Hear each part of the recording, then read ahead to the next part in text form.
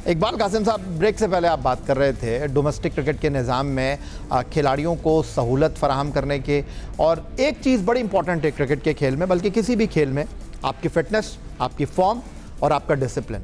तो इसमें तो कोई दो राय है ही नहीं। लेकिन आज आपकी क्रिकेट अगर स्ट्रगल करती हुई दिखाई दे रही हो तो उसकी बुनियादी वजह यह है कि आपके खिलाड़ी फर्स्ट क्लास क्रिकेट से ज़्यादा 4 ओवर की क्रिकेट तक महदूद होकर रह गए हैं। आप 4 ओवर की क्रिकेट के ऊपर 50 ओवर की टीम मुंतखब करते हैं। आप 4 ओवर की क्रिकेट के ऊपर अपनी टेस्ट टीम मुंतखब करते हैं। 2-4 मैच खेलने के बाद किसी की कमर चली जाती है, किसी का काफ चला जाता है, किसी की गर्दन में दर्द हो जाता है, किसी की हाथ में दर्द हो जाता है, और फिर वो खिलाड़ी रिहैब में चला जाता है। लेकिन वो 50 ओवर की क्रिकेट नहीं खेलता, वो टेस्ट क्रिकेट नहीं खेलता, लेकिन 4 ओवर की क्रिकेट खेलने के लिए वो आ जाता है और आपकी क्रिकेट जो है उसके गिर्द घूमती रहती है। लेकिन अगर आप भारत की क्रिकेट की मिसाल देखें तो उन्होंने अपनी टेस्ट क्रिकेट को, अपनी फर्स्ट क्लास क्रिकेट को खिलाड़ियों के लिए जरूरी बना रखा है।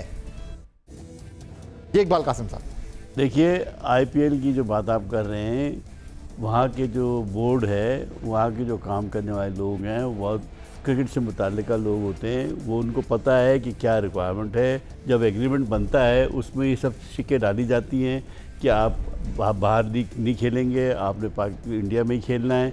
तो ये डिपेंड करता है कि बोर्ड के अंदर जो एग्रीमेंट बनाने वाले हैं, लीगल टीम है, वो कैसी है, और उनका अकाउंटेबिलिटी का जो सिस्टम है बहुत स्ट्रॉन्ग है। हमारे यहाँ ये जो सारी चीज़ें हो रही है वो प्लेयर की मनमानी के मुताबिक हो रही है कि T20 वो नहीं खेलेगा तो नहीं खेलेगा, मर्जी है, क्योंकि वो कहता है कि मैं बाहर जाके 3-4 लीग खेल के पैसे कमा लूँगा, मुझे कोई ज़रूरत ही नहीं है टेस्ट क्रिकेट खेलने की। ये कमज़ोरी है बोर्ड की। बोर्ड के कॉन्ट्रैक्ट के अंदर ये शामिल होना चाहिए कि आप फर्स्ट क्लास क्रिकेट खेलेंगे, और पाकिस्तान की जो कमिटमेंट है वो पहले है।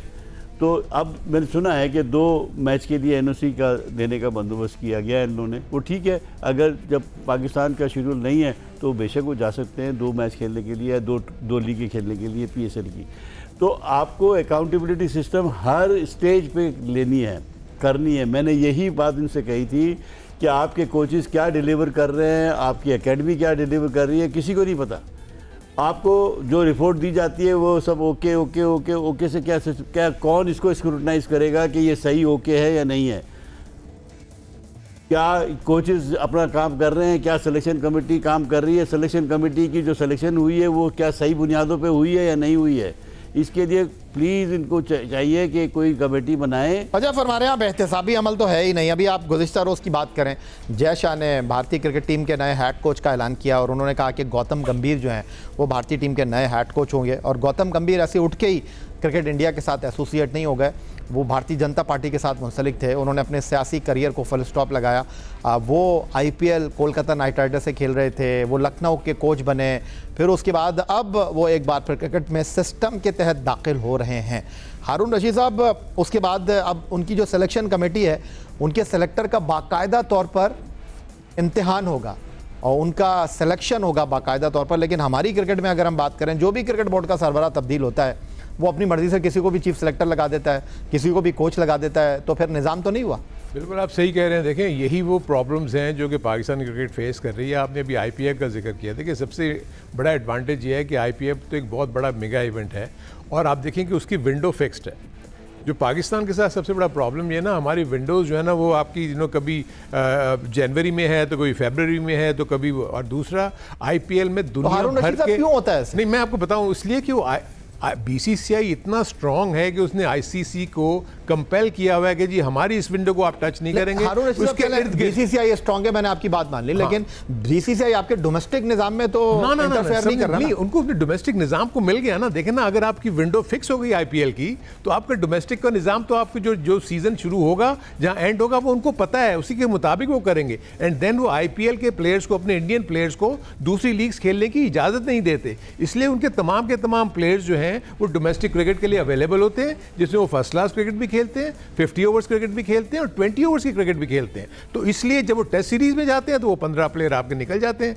बदकिस्मती से हमारा प्रॉब्लम, इट्स नॉट दैट कि इंटरनेशनल प्लेयर्स ही बाहर चले जाते हैं, आपके डोमेस्टिक के प्लेयर्स आपकी डोमेस्टिक क्रिकेट छोड़ के T20 लीग्स खेलने चले जाते हैं। This is the biggest issue जो कि इस PCB को या जो भी करता धरता है इनको एड्रेस करना होगा। और दूसरी चीज़ जो आप ये बात कर रहे हैं, देखें IPL में वो प्लेयर्स आते हैं, हमारे PSL में वो प्लेयर्स आते हैं जो अपनी अपनी कंट्री से ड्रॉप आउट्स होते हैं। सो हमारे PSL का स्टैंडर्ड और IPL का स्टैंडर्ड में ज़मीन आसमान का फ़र्क है। वहाँ जितने भी प्लेयर्स आते हैं वो टॉप नॉच प्लेयर्स होते हैं दुनिया भर के, तो इसलिए उनका कंपटीशन का मोड बिल्कुल डिफरेंट है, हमारा कंपटीशन का मोड डिफरेंट है। इसीलिए उस्मान खान ने क्यों स्ट्रगल किया, इसलिए कि वो जिस इन्वायरमेंट में खेल रहे थे, जब उससे 10 नॉच ऊपर जाना पड़ा तो वो फेल हो गए।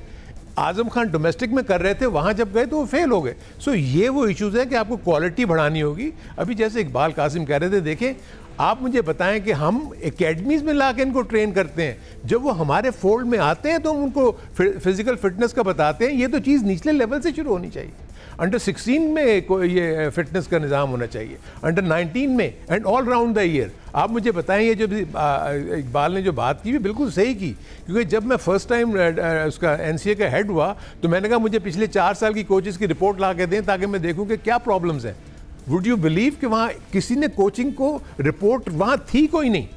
सो आई वॉज शॉक टू सी। अभी मैंने नकवी साहब से भी ये पूछा कि आपके हेड कोच ने और आपके नेशनल टीम के कोचेज़ ने आपको रिपोर्ट दे दी है क्या डोमेस्टिक क्रिकेट जो हुई है पिछले सीज़न में, उसकी रिपोर्ट्स आई हैं आपके पास? उसका जवाब अभी तक मुझे मिला नहीं। So there are so many issues जो ठीक करने हैं, लेकिन आपको आई थिंक अब निज़ाम में आपने बहुत कुछ करके देख लिया, अब आप एम्पावर करें, आप नीचे भेजें, एसोसिएशंस के हवाले करें चीज़ों को, डिपार्टमेंट को जो रोल्स दिए हैं उनको दें, वो अपनी अपनी क्रिकेट खुद चलाएं। यही सवाल मैं सादिक साहब की तरफ लेकर चाहता हूँ। सादिक साहब, इकबाल कासिम ने भी ये बात की, हारून रशीद ने भी ये बात की कि हर चीज़ की तरफ हम पाकिस्तान क्रिकेट बोर्ड की तरफ देखते हैं, तो क्या आपको नहीं लगता कि अब वक्त आ गया है कि आप अपनी एसोसिएशंस को थोड़ा सपोर्ट करें, एसोसिएशन को पावर दें? जिस ज़माने में आप क्रिकेट खेला करते थे पाकिस्तान से, तो एसोसिएशन का बड़ा रोल हुआ करता था, लोग एसोसिएशन की तरफ देखते थे। अब कोई एसोसिएशन की तरफ जाता ही नहीं, सिलेक्शन उनको पता है बाहर से हो रही है, उनको पता है हर चीज़ क्रिकेट बोर्ड ने करनी है, तो एसोसिएशन का तो रोल ही ख़त्म हो गया, खत्म कर दिया गया। जी सादिक साहब जी, देखिए जो इकबाल ने और हारून ने जो प्रॉब्लम्स बताए हैं कि क्या नहीं होते, इसके मेन जो we should forget about this thing. अब जो नेक्स्ट 2 इयर्स जो हैं उसके लिए हमने सोचना आएगा, उसके लिए हमने अभी से यंगस्टर्स को तैयार करना है। और एक जो जितने भी हमारे सीनियर प्लेयर्स हैं जो पाकिस्तान टीम में खेलते हैं, उनको फर्स्ट क्लास मैचेस, कम से कम 5 फर्स्ट क्लास मैचेस खेलें और उसके अंदर उनकी परफॉर्मेंस के मुताबिक उनका सिलेक्शन हो। ये नहीं है कि जो गिने चुने जो हैं वो उनको लें। सबसे बड़ी बात यह है कि 16 साल की उम्र और 19 साल की उम्र का एक आप प्रोग्राम बनाएं, उसके अंदर लेजेंड क्रिकेटर्स को आप कोच रखें और उसको जूम के ऊपर लेकर आएँ और एक बंदा जो है वो मॉनिटर करे ये सब 6 एकेडमीज़ को एट ए टाइम। सब के सब एकेडमीज एट ए टाइम शुरू होंगी, एट ए टाइम ख़त्म होंगी। उसके अंदर क्या क्या उनको कोचिंग के पॉइंट्स देने हैं वो आप उनको जूम पर बताएं। और it should be A 3 months course. 3 महीने के अंदर उनको आपने पहले टेक्निकलिटी बताई कि मैच को कैसे जीता जाता है, फिर आप सेकंड मंथ में वो 30 लड़के जो आपने सेलेक्ट किए उनके 2 टीमें बनाएं। उस 2 टीमों के अंदर जो आप क्या कहते हैं उनके मैचेस कराएं, T20 के और ODI के। वो ODI के जब मैचेस होंगे उसके अंदर से फिर जो टॉप 2 होंगे हर एक एकेडमी के वो फाइनल में खेलेंगे, सेमीफाइनल फाइनल खेलेंगे। फाइनल का जो कोच है वो जीतेगा। He should be the manager and head coach of that particular academy, ठीक है। उसके जितने भी कोर्सेज होंगे उनको सिचुएशनल प्रोग्राम देंगे कि एक प्लेयर जो नंबर 1 बैट्समैन और एक ऑलराउंडर खेल रहा है और 80-90 रन चाहिए 7 ओवर के अंदर, आपने कैसे करने, छक्का मार के नहीं करने, आपने 4 रन एक बाउंड्री मारनी है, 3 सिंगल लेने हैं, 1 डबल लेना है।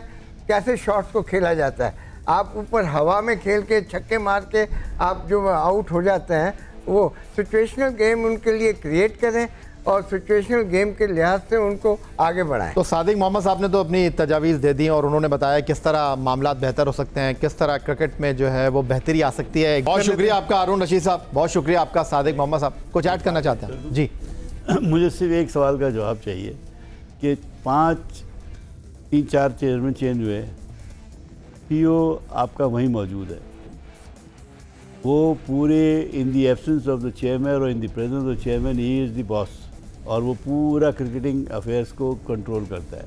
ठीक है, क्या उसकी ड्यूटी नहीं है कि वो आने वाले चेयरमैन को बताए कि साहब ये काम करने वाला है, ये काम करने वाला नहीं है, आप इसको, ये अभी हमने किया था, इसको मत डिस्टर्ब कीजिए। तो मकसद कहने का ये है कि वहाँ पर जो अनसर्टनिटी है ना, ये शो करती है ऊपर टॉप से लेके नीचे तक, हर एक को ये फेयर है कि मेरी जॉब चली जाएगी, तो कोई बात करता नहीं है। बस मेरी इतनी गुजारिश है। इसीलिए जितने भी हमारे सेलेक्टर्स हैं या कोचेज़ हैंगे, वो कप्तान की बात इसलिए मानते हैं कि वो कप्तान जो है वो चेयरमैन को कहेगा कि जी ये इसने मेरी बात नहीं मानी, इसलिए हम हार गए।